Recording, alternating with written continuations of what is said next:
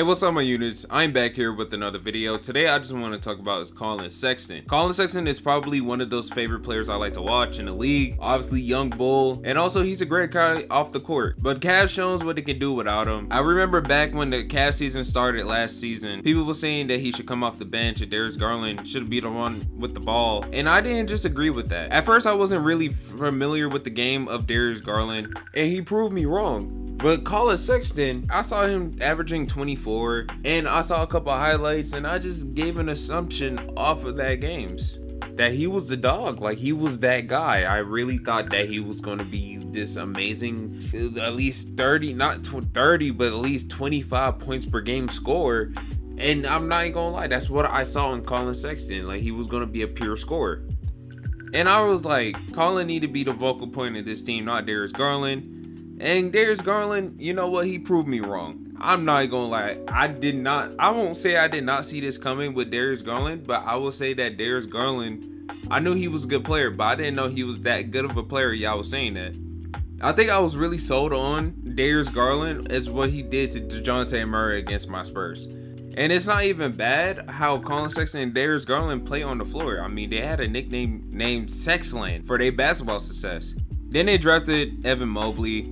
Then Collin got injured at the beginning of the season, and the team just started to roll without him. And as much as I love Sexton, and his value has just diminished over this season. Like, not only two of your teammates made an All-Star game because of your injury, but they achieved a winning record without him.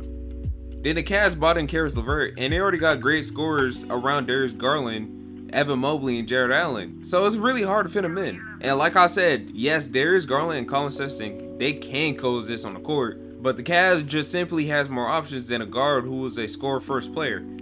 Collin Sexton matches the intensity and the pace if you want to run a fast pace, if you want a tense battle.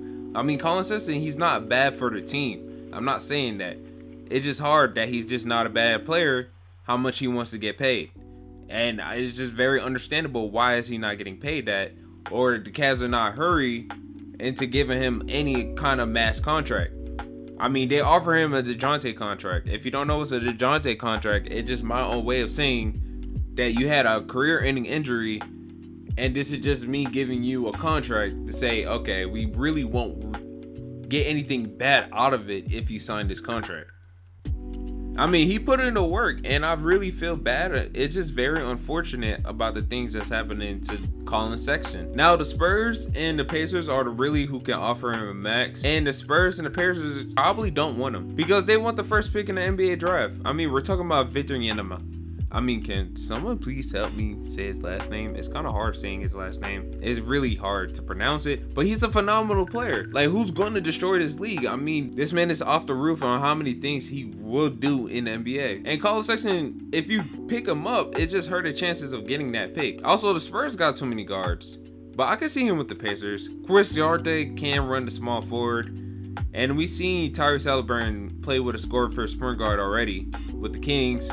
And Collin staying with the Cavs actually hurt his chances too, because obviously he wants to get paid, and also if he stayed with the Cavs, he's not going to get paid, and also it's kind of hurting his value as a player because he would need the ball in his hand to get any type of contract. So I mean, the Cavs winning no matter what in this. I mean, even if a team offer him like a bigger contract, they can probably sign in trade or match his contract sheet. But his player of the value very diminished.